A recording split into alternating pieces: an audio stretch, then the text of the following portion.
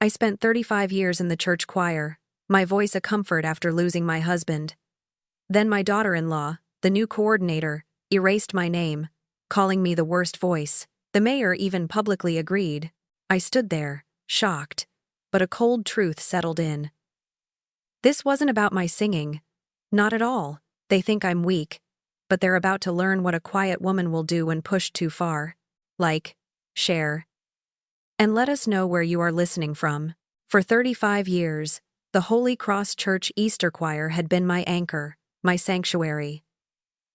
Especially after Arthur, my beloved husband of 40 years, passed away 6 months ago. The familiar hymns, the camaraderie, the simple act of blending my contralto voice with others. It was my peace. My routine, my small piece of joy, was woven into those Tuesday night rehearsals in Willow Creek. I arrived that evening, my heart a little lighter than usual, ready to take my usual spot. I walked into the choir room, the familiar scent of old wood and hymnal paper filling my senses. I expected to see Mrs. Henderson posting the updated roster for the Easter cantata. Instead, there was Serena, my daughter-in-law, standing by the bulletin board, a smug look on her face. She had taken over as choir coordinator just a few weeks prior, a position I had quietly hoped for myself. I brushed it off then, thinking it was just Serena trying to be more involved. Now, my stomach tightened. I approached the board, my eyes scanning for my name. It wasn't there. My heart dropped, a cold stone in my chest. Below the neatly printed list of names, in a scrawling, unmistakable hand, was a cruel note. Elara Vance. Removed. Worst voice in the choir. The handwriting belonged to Serena. My vision blurred for a moment. 35 years. Gone. Dismissed, with a single, brutal sentence. Serena turned to me, her smile tight and unyielding. "Oh, Elara, did you see the new roster?" she asked, her voice dripping with fake concern. "It's nothing personal, really. We just have to maintain certain standards now. You know, for excellence." Her eyes held no apology, only a cold triumph.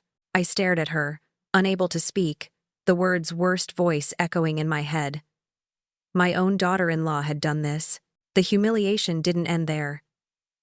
2 days later, at the town hall meeting, the decision was publicly reinforced. Mayor Hayes, a man who had known Arthur and me for decades, stood at the podium. He cleared his throat, adjusting his glasses. "I want to commend our new choir coordinator, Serena Vance, for her dedication to elevating the Holy Cross Easter Choir," he announced, his gaze sweeping over the audience until it landed on me. Sometimes difficult decisions must be made in the pursuit of quality.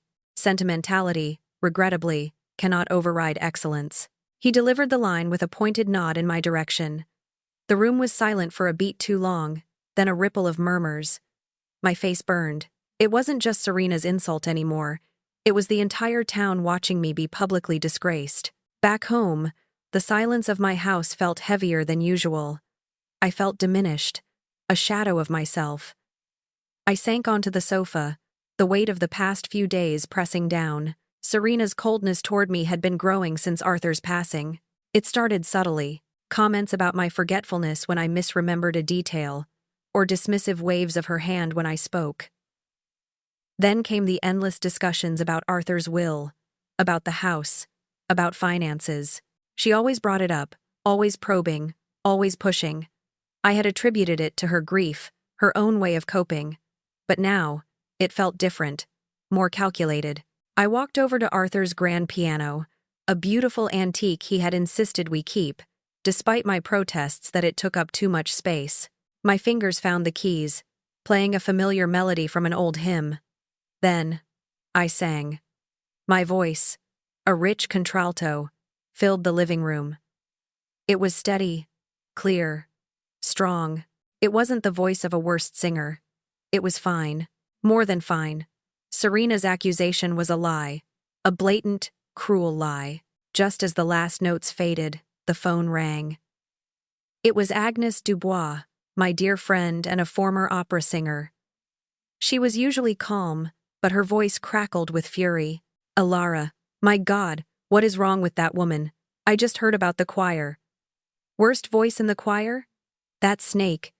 You come over for tea tomorrow, and we will sort this out. I refused to let her get away with this.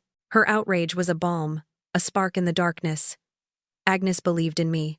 I hung up, a flicker of strength returning. As I walked past the kitchen counter, my eyes caught something. Serena had been over earlier, ostensibly to check in on me. She had left her legal pad on the counter. My gaze drifted to it. Scattered across the page were notes, scribbled in her hurried hand. Arthur's investments, portfolio details, house valuation, market price, trust fund, access clauses. My heart began to pound, not from sadness or humiliation, but from a growing unease. Then, a sudden, chilling clarity hit me. The choir, the public humiliation, the snide remarks about my memory, the constant prying about Arthur's estate. It all clicked into place. This wasn't about my voice at all. This was about something much larger, much darker. The choir was just the beginning, the first shot in a war I didn't even know I was fighting. Serena wanted me out. Out of the choir, out of the house, and ultimately, out of Liam's life. She was systematically trying to dismantle everything that gave me purpose and security. She was willing to destroy my reputation, my peace, to achieve her greedy goals. The woman I had welcomed into my family, who was married to my son, was actively trying to erase me. I returned to the piano, but this time, my purpose was different. My fingers touched the keys, but my mind was resolute. The humiliation, the pain, the betrayal, it all coalesced into a fierce determination. My voice, though I didn't sing aloud, felt unwavering. They had no idea what I was capable of when backed into a corner. No idea at all. The next morning, I drove to Agnes's house, the anger from yesterday still simmering beneath a thin veneer of calm. Agnes Dubois, at 80, was still a force of nature. Her silver hair was always impeccably styled, her eyes sharp behind elegant spectacles.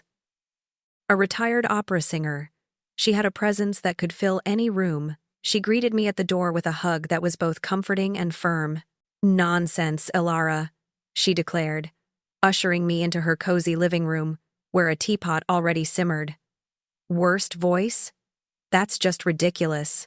You have one of the purest contralto voices I've ever heard. Serena clearly doesn't know a note from a rest." She then fixed me with a stern gaze. "Now, I want you to sing for me. Right here, right now. No excuses." I hesitated, a knot of self-doubt still clinging to me, but Agnes wouldn't take no for an answer. After a few vocal warm-ups, my voice feeling a little rusty but still responsive, I sang a simple hymn, one Arthur always loved. I closed my eyes, letting the melody wash over me, remembering all the times I had sung it with Arthur by my side. When I finished, I opened my eyes to see Agnes smiling, her eyes twinkling. "Elara," she said, her voice soft but powerful, "your voice is richer than before. It has depth, emotion. Grief has given it a new layer, a profound resonance. You are singing better than ever.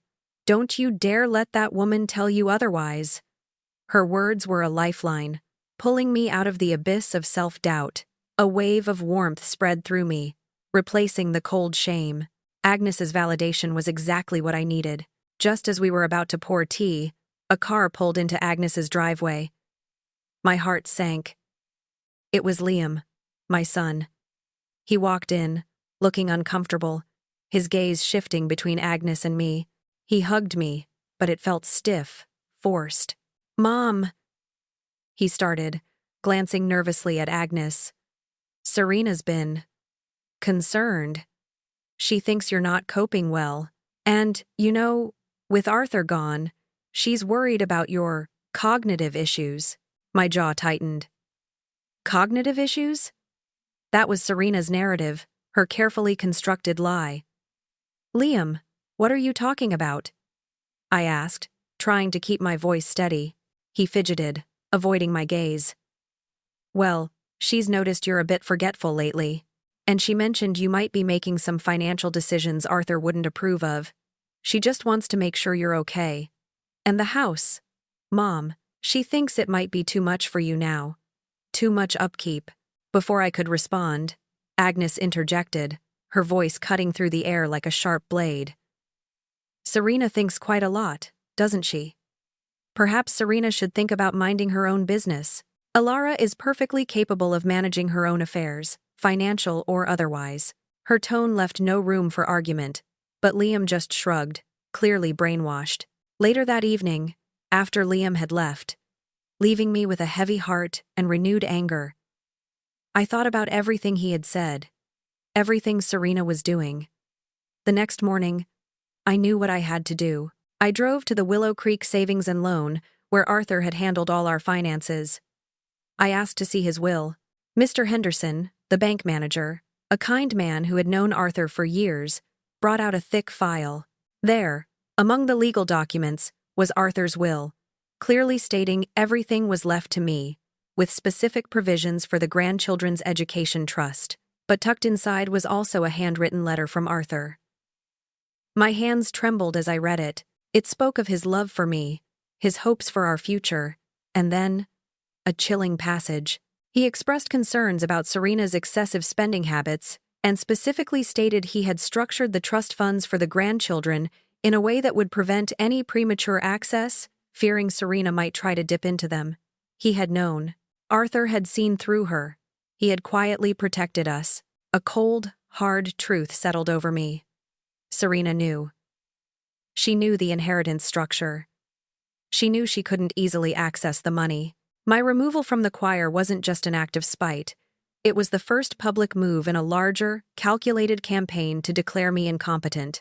If she could prove I was mentally unfit, she could challenge Arthur's will, gain control of my assets, and get her hands on the trust funds. The pieces clicked into place with horrifying clarity. I thought back over the past few months. Serena's seemingly innocent questions about family heirlooms, her casual inquiries about when I bought certain pieces of furniture, her comments about needing to organize my overflowing recipe box, which held old bills and receipts. She wasn't just being helpful, she was subtly cataloging my possessions, asking questions about my memory, building a case against me. She was constructing a narrative of an aging, forgetful widow unable to manage her own life. Later that day, a knock at the door revealed 3 familiar faces. Clara, Ben, and Lydia, all members of the choir. Their expressions were a mixture of sympathy and discomfort. They came in, clearly hesitant to speak. "Elara," Clara began, her voice gentle. "We just wanted to tell you how sorry we are about the choir. Serena just announced it." Ben, usually quiet, added, "She said you were struggling, Elara. That your mental health was affecting your reliability. She told us she had to make a tough call for the good of the choir." Lydia nodded, her eyes sad. "It wasn't a vote, Elara. She just did it. Unilaterally. The lies, the calculated cruelty, it all fueled the fire in my belly." Then Ben, ever the musician, confessed. "And honestly, Elara, the choir sounds off, especially the Bernard piece. Your contralto was the anchor, you know? It just doesn't have the same balance without you." His words confirmed what I suspected. Serena's musical incompetence was as glaring as her moral one. She had no idea how important my voice was to the choir's overall sound. She just wanted me gone. I waited until they left, then picked up the phone and called Agnes. My anger had solidified into a cold, unwavering determination. "Agnes," I said, my voice steady. "Serena isn't just trying to humiliate me. She's trying to paint me as mentally unstable. She wants control of Arthur's estate, and she wants access to the grandchildren's education trust." Agnes was silent for a moment, then her voice came through, strong and clear. "Then we'll just have to prove her wrong, won't we? Starting with that voice of yours, and everything else?" That night, I went up to the dusty attic. Tucked away in an old box, I found Arthur's reel-to-reel recorder, along with several tapes of past Holy Cross Easter performances. I carefully threaded one onto the machine and pressed play. The crackle of the old recording filled the room, then the familiar voices of the choir. And there, Unmistakable was my voice, strong and true, blending perfectly, leading the contralto section. Evidence. Solid, undeniable evidence. By morning, the last vestiges of grief and self-pity had been burned away. My resolve was iron. Serena had underestimated me. She had picked a fight with the wrong woman. I was going to fight back, not just for myself, but for Arthur's memory, for my peace, and for the future of my grandchildren. Serena's public humiliation campaign was about to meet its match. For the next 2 weeks, my life revolved around Agnes. Every morning, I was at her house, coffee brewing, sheet music spread across her grand piano. Her coaching was relentless, firm, and exactly what I needed. She didn't let me dwell on my grief or my anger. She channeled it. "Sing that line with the ache in your heart, Elara," she'd instruct. "Let the sorrow give it resonance." And she was right. My voice, already strong, was transforming, growing richer, carrying an emotional depth I hadn't known it possessed. It was a beautiful, unexpected side effect of my pain. My network of spies in the choir kept me updated. Clara, Ben, and Lydia fed me snippets of Serena's frustration. The choir was struggling. Serena, despite her grand pronouncements about standards, clearly lacked the musical ear to fix the issues. Ben, in particular, often reported Serena's increasing exasperation with the Bernard piece. "She just can't get it to sound right without your contralto, Elara," he whispered over the phone one evening. "She keeps trying to force different voices, but it's all off balance." It was a small victory, but it fueled my determination. One afternoon, after a particularly demanding vocal session, Agnes looked at me, her gaze piercing. "You're stronger now, Elara," she observed, her voice soft. "I can see it in your posture, in the way you hold yourself. You're not just singing with your voice. You're singing with your soul." I took a deep breath, the truth of her words resonating within me. "I'm done feeling sorry for myself, Agnes," I declared, the words ringing with a newfound conviction. "Serena wants my house. She wants control over my son's trust. And she certainly wants to take my dignity. But I won't let her take any of it without a fight." My voice didn't waver. The pressure on Serena was escalating too. Mayor Hayes, ever the politician, announced that potential state investors would be attending the Easter service. He spoke of the choir as a pillar of Willow Creek's cultural life and implied a flawless performance was expected. This news reached me through Clara, who said Serena was now in a full-blown panic about the Easter cantata. The excellence she had demanded was now a double-edged sword, cutting into her own composure. Then, Liam visited again. He looked even more worn, more manipulated than before. He sat on my sofa, avoiding eye contact, picking at a loose thread. "Mom," he began, his voice hesitant. "Serena's still worried. She thinks you're fixated on the choir situation. And she thinks the house, it's just too many memories for you now. Maybe it's time to let go?" My heart ached, not for myself, but for Liam. He was so easily swayed by Serena's insidious suggestions. "Liam," I said, my voice flat, "does Serena think I should sell the house?" He squirmed, but didn't deny it. It confirmed everything. The house was next on her list. The anger pushed past the heartbreak. "Then we need evidence, Elara," Agnes had said, just yesterday. Concrete proof of her manipulations, not just hearsay. Her words echoed in my mind. The next morning, I put on my best dress and drove to the Holy Cross Church office. Reverend Miller, a kind, slightly harried man, greeted me warmly. "Elara, it's good to see you. We miss you in the choir." I offered to donate a generous arrangement of Easter lilies for the altar. As we talked, Reverend Miller sighed. "Serena's made a lot of changes, Elara. Not all for the better, I'm afraid. Especially removing the Bernard piece. It's such a staple of our Easter service." This was my opening. "Reverend," I began. Arthur had many old recordings of past Easter programs. He loved the choir. Perhaps listening to them might give the new members a sense of tradition, a feel for how certain pieces were always performed. like the Bernard piece.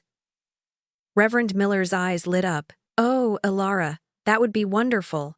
We've been struggling to capture the old spirit." "Yes, please, bring them in."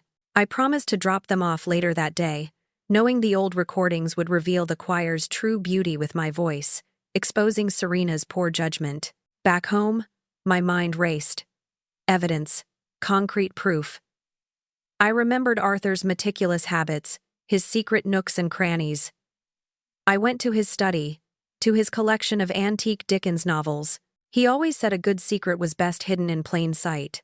Behind a particularly heavy volume of Great Expectations, I found it, a slim, manila envelope, sealed, with financial records, Serena, written in Arthur's neat hand.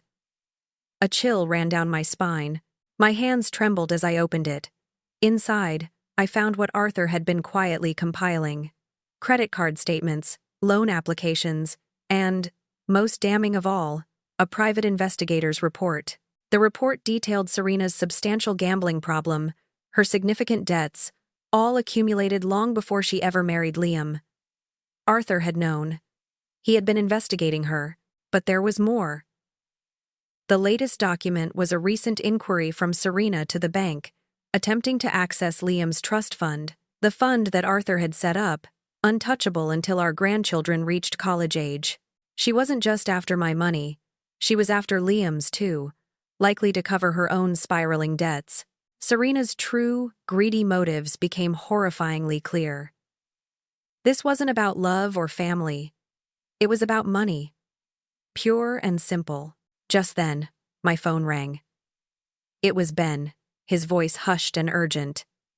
"Elara, you won't believe it. Serena just completely rearranged the Easter program. She cut the Bernard piece entirely. She's furious because Mayor Hayes had practically promised it to the investors. Said it was traditional." "And what did she tell him?" I asked, my voice barely a whisper, a plan already forming in my mind. Ben hesitated. She told him, "Your mental health is deteriorating rapidly. Elara, she said you might need professional evaluation, and that's why she had to make drastic changes to protect the choir's image." The blatant lies, the cruel fabrication, ignited a cold fury within me. This wasn't just about money. It was about destroying my character, my reputation, but now, I had Arthur's evidence. "Ben," I said, my voice steady and firm, "I need you to do something for me. I need you to ensure the Serene Meadows retirement home performance happens tomorrow morning. No matter what Serena says or does to cancel it. Do you understand?" "Yes, Elara," Ben replied, his voice a mix of confusion and loyalty. "I understand. I'll make sure it happens." I hung up the phone, the manila envelope still clutched in my hand. Serena wanted to paint me as unstable, a senile old woman. She wanted to erase me, but I had proof of her deception, and I had a voice that was stronger than ever. The game was about to change. The atmosphere at the Serene Meadows retirement home was abuzz with anticipation. Elara and Agnes took seats in the front row, blending in with the other residents eager for the Holy Cross Choir performance. The choir members, a mix of familiar faces and nervous newcomers, arranged themselves on the risers. Reverend Miller stood at the podium, a gentle smile on his face, but Serena was conspicuously absent. This was Ben's doing, I realized, ensuring the performance would go ahead despite Serena's threats. Just as Reverend Miller raised his hand to begin, the double doors at the back burst open.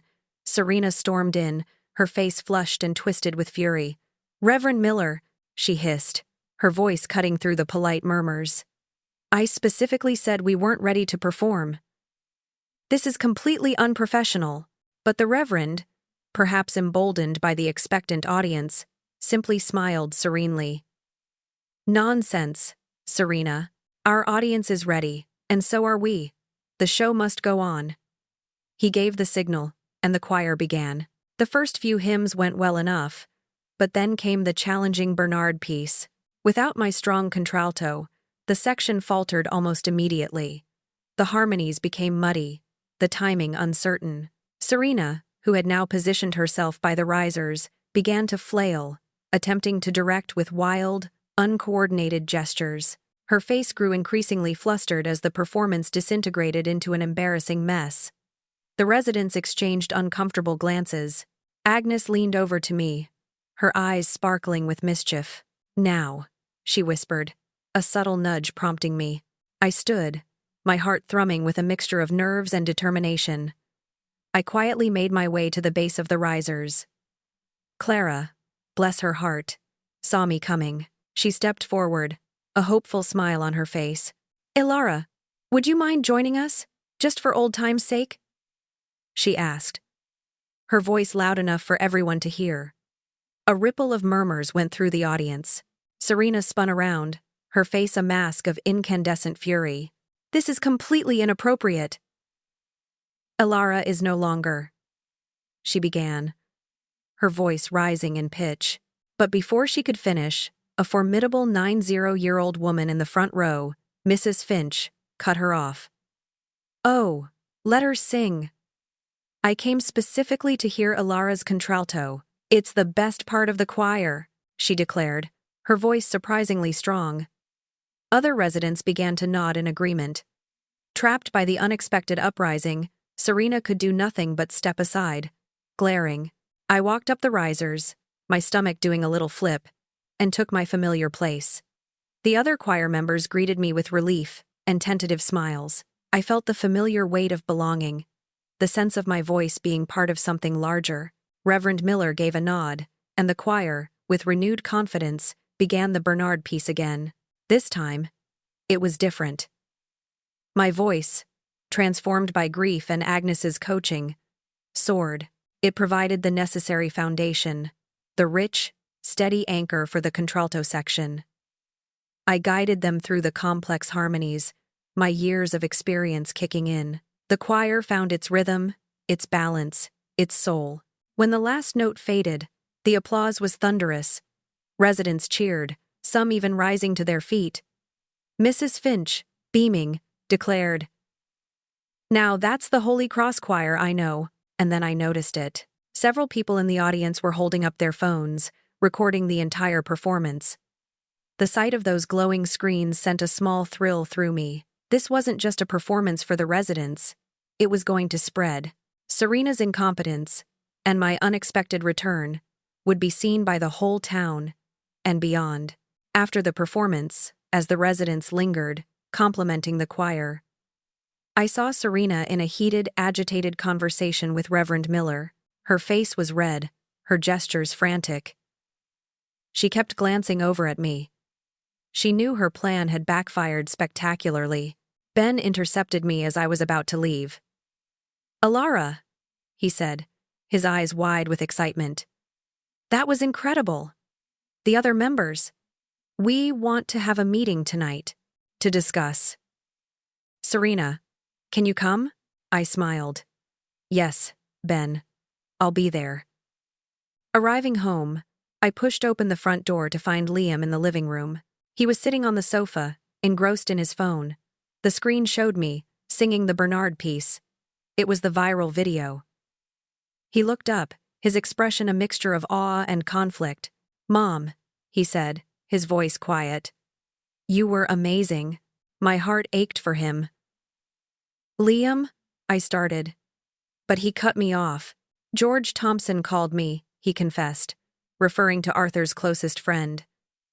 "He told me to ask you about Dad's private investigation into Serena." His eyes finally met mine, filled with a raw vulnerability I hadn't seen in him since Arthur's funeral. This was it. The moment I had been waiting for.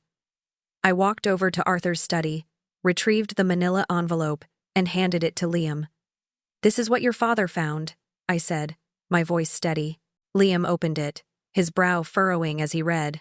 The credit card statements, the loan applications, the private investigator's report detailing Serena's substantial gambling problem and debt, all before they were married. Then, he saw the recent inquiry about accessing his own trust fund, the one Arthur had so carefully protected until our grandchildren reached college age. His face shifted from disbelief to shock, then to a burning anger, and finally, a profound sadness.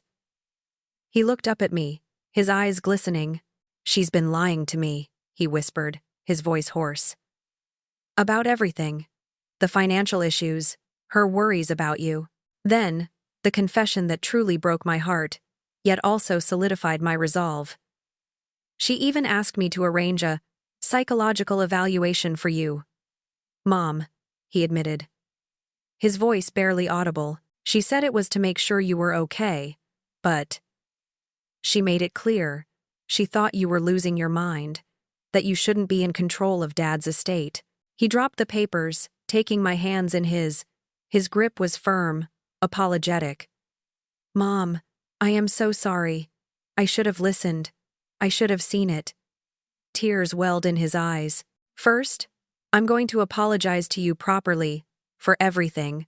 Then, I'm going to have a very long conversation with my wife. I squeezed his hands, a wave of relief washing over me. He finally saw. He finally understood. I pulled out my phone and quickly texted Agnes. The tide is turning. The story isn't over yet, and you won't want to miss what happens next. The truth is finally coming out, and the consequences are explosive. Keep watching to see how this all unfolds, and don't forget to like, share, and subscribe so you don't miss a single moment of this family saga. The Holy Cross Fellowship Hall buzzed with an almost unbearable tension. Serena had called an emergency choir meeting, and the usual friendly faces were etched with apprehension. Reverend Miller was there, along with two stern-faced church elders and, surprisingly, Mayor Hayes, who sat quietly in the back, observing. Agnes sat beside me, her posture erect, radiating confidence. Ben, who had caught my eye from across the room, leaned over to whisper. Serena's panicking. Elara. The Serene Meadows video went viral. She's threatening to cancel the entire Easter performance, saying we're not up to standard without drastic changes. His words confirmed my suspicions. Serena was cornered. Serena, standing at the head of the long table, her face pinched, finally spotted me.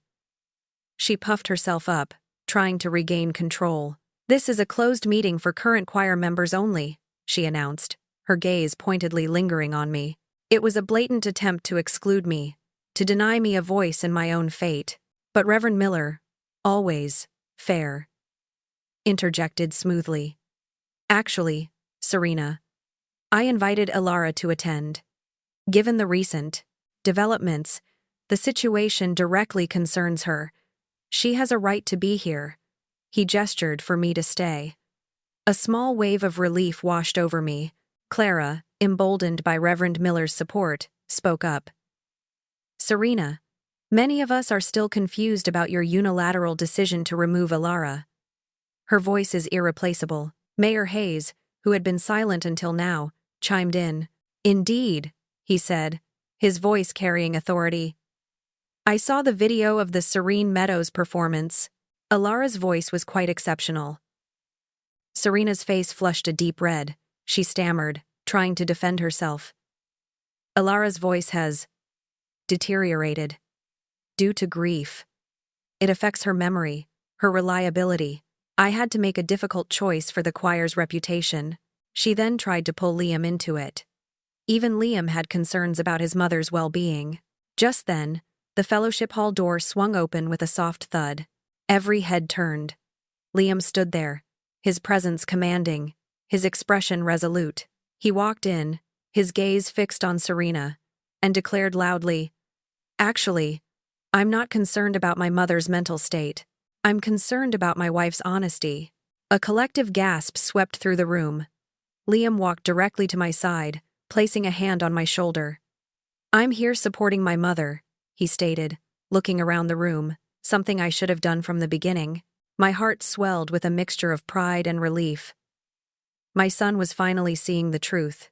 Mayor Hayes, seizing the moment, addressed Serena directly. Miss Vance, he said, his voice sharp. Your accusations about Elara's mental health are far beyond a choir coordinator's purview. These are serious allegations. Agnes, never one to be silent when injustice was afoot, raised her voice. Standards? Serena? She boomed, her operatic training echoing in the hall. Standards that Elara exceeds. Her voice is as vibrant and powerful as ever. Serena, still reeling from Liam's public rebuke, turned to Agnes with a sneer. "And what would you know, old woman? Your era is long past." Agnes didn't flinch. Her eyes narrowed. "I know talent, young woman. I know a true contralto when I hear it. I performed on stages across Europe. What exactly are your musical credentials, other than being married to the son of a woman whose voice you tried to silence?" The retort was devastatingly effective. Reverend Miller, seeing the room shift firmly against Serena, stepped in. "Given the gravity of the situation and the clear conflict of interest, I propose a vote regarding Elara Vance's reinstatement. The choir, after all, is a democratic institution."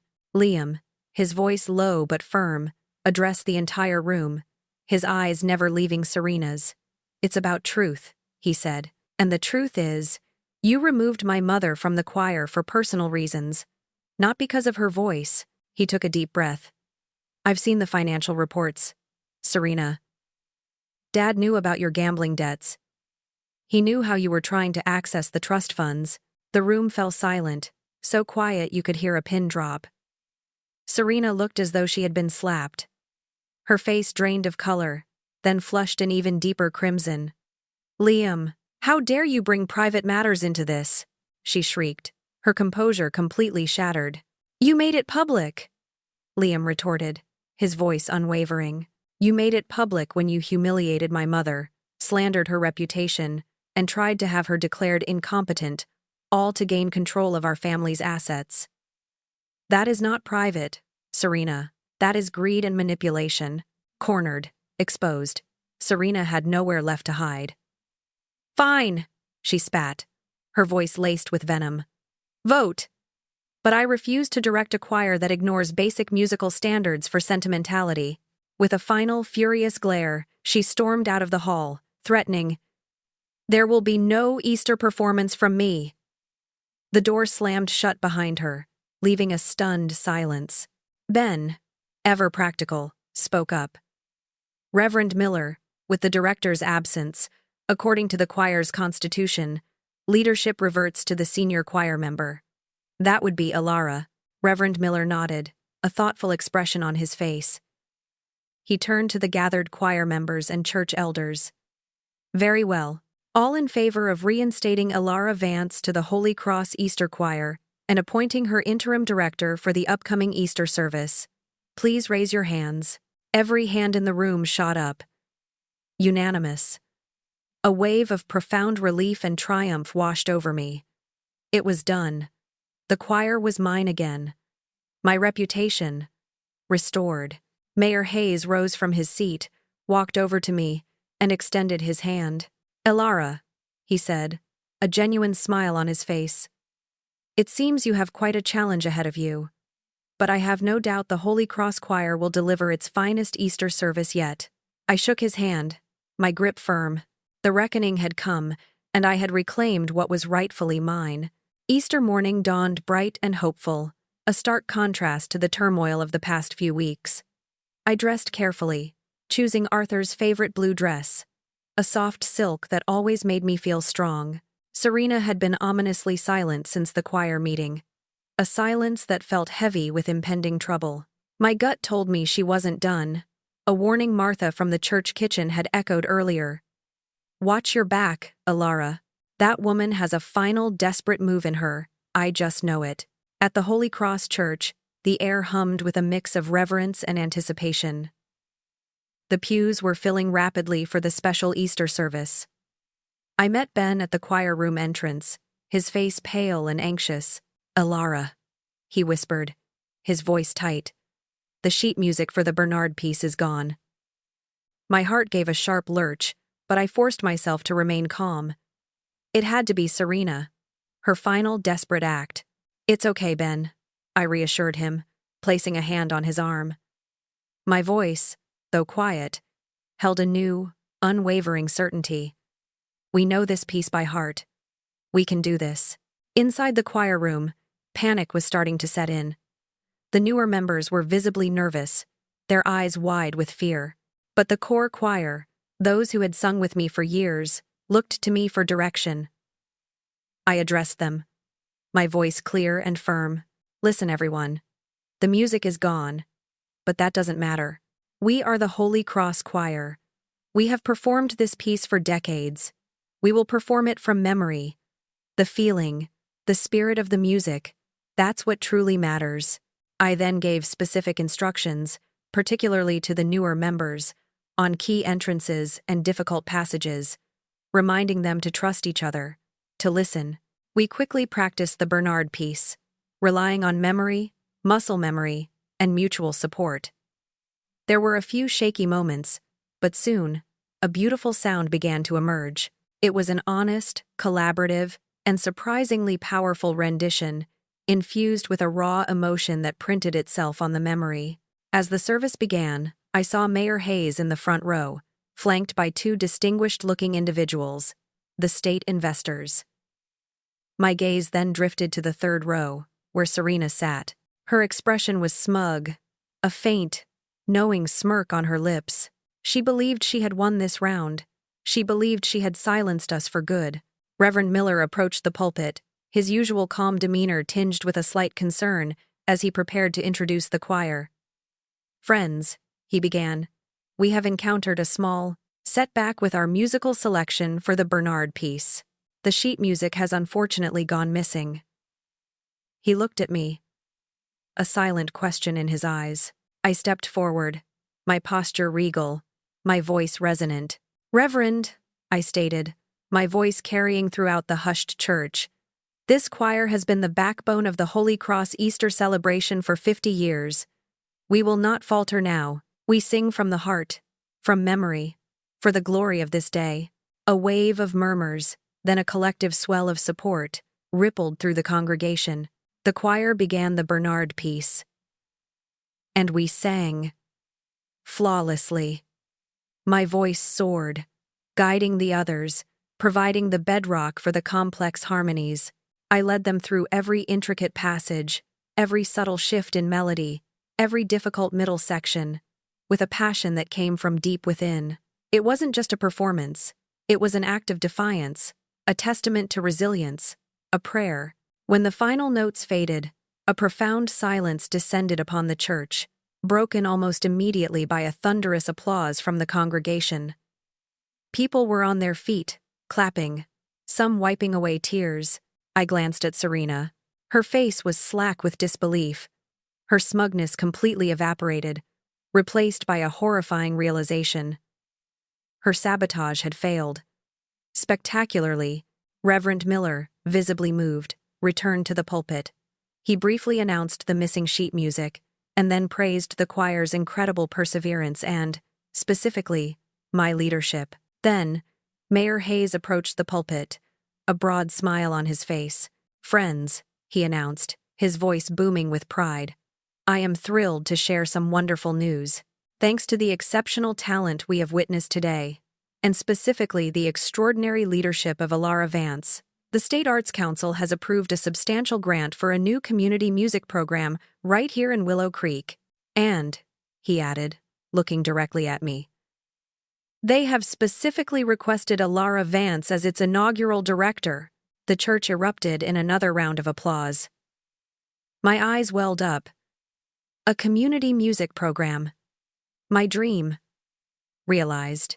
Furthermore, Mayor Hayes continued, "It is my great honor to present Elara Vance with Willow Creek's Distinguished Citizen Award for her decades of service to our church and community and for her inspiring display of resilience and leadership today." As I walked forward to accept the award, a movement caught my eye. Serena, her face contorted with fury, stood abruptly. She pushed her way out of her pew, muttering under her breath, and practically ran down the aisle, completely unnoticed amidst the waves of applause and celebration.